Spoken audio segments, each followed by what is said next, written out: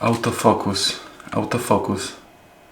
Jak ustawić ten cholerny autofokus?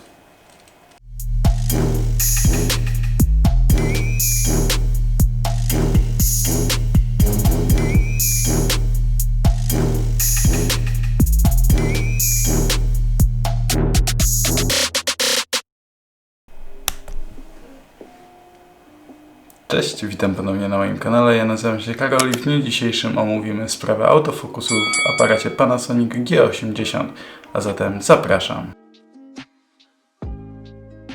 Większość z Was, która już miała do czynienia z aparatami marki Panasonic, doskonale zdaje sobie sprawę z tego, iż ich system autofokusu nie jest zbyt doskonały, a sposób jego działania opiera się na różnicy kontrastów. W tym nagraniu postaram się Wam wyjaśnić, w jaki sposób działają funkcje autofokusu oraz jak je ustawić tak, aby działało jak najpoprawniej. A zatem przejdźmy do ustawień. Zanim przejdziemy do nagrywania, warto najpierw wejść w ustawienia i ustawić następujące rzeczy. Należy wejść na drugą zakładkę, gdzie na pierwszej stronie znajdziemy informację o blokadzie autofokusu. Należy ją ustawić na ON. Następnie również na drugiej zakładce, na drugiej stronie znajdziemy kolejną opcję pod tytułem Szybki autofokus, którą również ustawiamy na ON. Następnie przechodzimy na trzecią stronę, gdzie wedle uznania ustawiamy czułość autofokusu. Ja mam ustawioną na +2. Oznacza to, że autofokus będzie działał najszybciej, jednak w skrajnych przypadkach może to powodować pulsowanie. I to chyba na tyle z najważniejszych opcji, jeżeli chodzi o działanie autofokusu. Swoje testy zacznę od nagrywania w rozdzielczości 4K i zaczniemy od funkcji jednoobszarowej. Funkcja jednoobszarowa cechuje się tym, że możemy ją ustawić w dowolnym punkcie na ekranie, a następnie za pomocą dwóch palców lub jednego z pokręteł ustalamy wielkość kwadracika. Zatem przejdźmy do testu. W swoich testach posługiwałem się kubkiem z jelonkiem. Jak widzicie, w rozdzielczości 4K aparat ma naprawdę spore problemy w tym, aby nadążyć z autofokusem. Stosunkowo dobrze ostrzy na elementy znajdujące się z tyłu, jednak w momencie, kiedy musi się ustawić na obiekt znajdujący się z przodu, sprawia mu to sporo kłopotów i zajmuje naprawdę sporo czasu.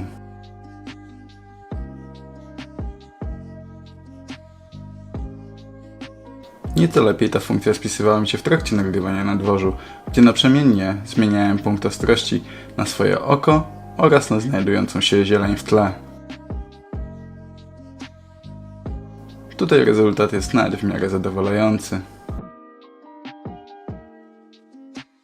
A teraz sprawdźmy, co się zmieni w czasie zmiany rozdzielczości z 4K na Full HD. Co już pewnie zdążyliście zauważyć, autofokus działa znacznie szybciej i sprawniej oraz mniej pulsuje. Zarówno na obiektach znajdujących się blisko, jak i na obiektach znajdujących się daleko, a także w czasie przybliżania i oddalania obiektu od obiektywu. A jest to związane z tym, iż rejestrowanie obrazów 4K jest dużo bardziej złożonym procesem i dużo mocniej obciąża procesor. Zatem procesor musi się w pełni skupić na nagrywaniu i nie zostaje mu zbyt dużo mocy na poświęcenie się opcji autofokusu. Ten sam test przeprowadziłem na dworzu. I jak widzicie, autofokus działa raczej bezbłędnie. A wynika to z tego, że obraz na pierwszym planie oraz tło są mocno kontrastowe. Przejdźmy do kolejnego trybu i jest to autofokus 49-obszarowy. Ze względu na to, że autofokus spisuje się znacznie lepiej dla rozdzielczości Full HD, postanowiłem resztę testu wykonywać właśnie w tej rozdzielczości.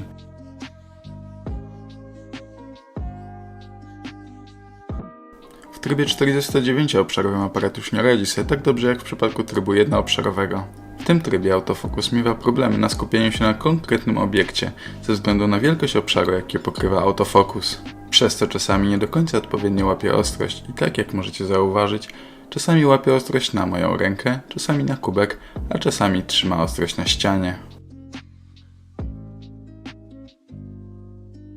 Ten sam test w trybie 49-obszarowym postanowiłem wykonać na dworzu. Tym razem modelem byłem ja zamiast kubka. Postanowiłem się oddalać i przybliżać od aparatu.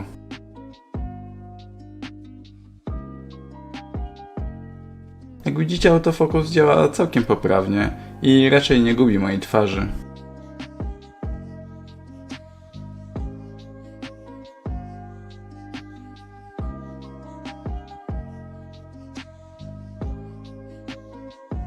Autofokus potrafi się czasami zgubić i jest to głównie spowodowane tym, iż obszar, który musi pokryć fokus aparatu, pokrywa większe pole niż obiekt, na którym się skupiamy.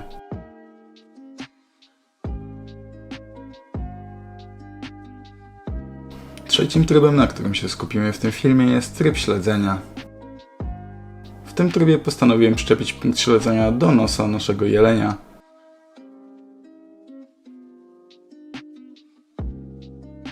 I jak widzicie, punkt podąża całkiem sprawnie za jeleniem. Autofokus radzi sobie względnie dobrze, jest on nieco bardziej powolny niż w przypadku innych trybów, jednak podążanie przebiega całkiem sprawnie. A także punkt powraca po wysunięciu kubka poza ekran i przyczepia się ponownie całkiem celnie.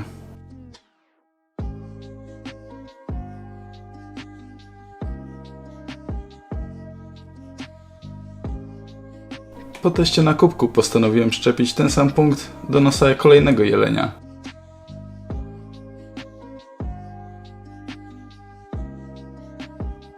Punkt podąża całkiem sprawnie i tak jak go przyczepiłem na swoim nosie, tak tam pozostaje. Także podczas uchylenia się punkt powraca na swoje miejsce, a autofokus ostrzy obraz całkiem sprawnie. Teraz kilka uników. I jak widzicie, punkt cały czas podąża za moim nosem.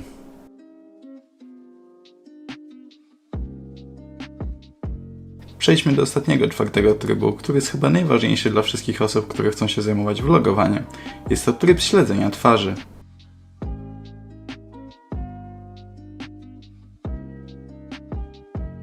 Uważam, że wykrywanie twarzy działa świetnie. Aparat bardzo dobrze rejestruje twarz, a przecinanymi kreskami wyznacza miejsce oka, za którym podąża. Po uchyleniu i pojawieniu się ponownie w ekranie, aparat automatycznie wychwytuje naszą twarz i wykrywa oko błyskawicznie. A oto ten sam test w przypadku, gdy nagrywamy dwie osoby. Ciężko jest mi jednoznacznie powiedzieć, jaki jest algorytm aparatu w celu wybrania twarzy, na której się będzie skupiał. Jednak wydaje mi się, że aparat skupia się głównie na twarzy, która jest, że tak powiem, bardziej ruchoma i aktywna. I mimo iż aparat skupił się głównie na mojej twarzy, tak naprawdę wykrywa obie. Także system wykrywania oka działa bardzo sprawnie i aparat rejestruje to oko, które znajduje się bliżej obiektywu. W przypadku nagrań studyjnych, kiedy trzymam ten aparat na statywie, nigdy nie spotkałem się z problemami w trakcie nagrywania.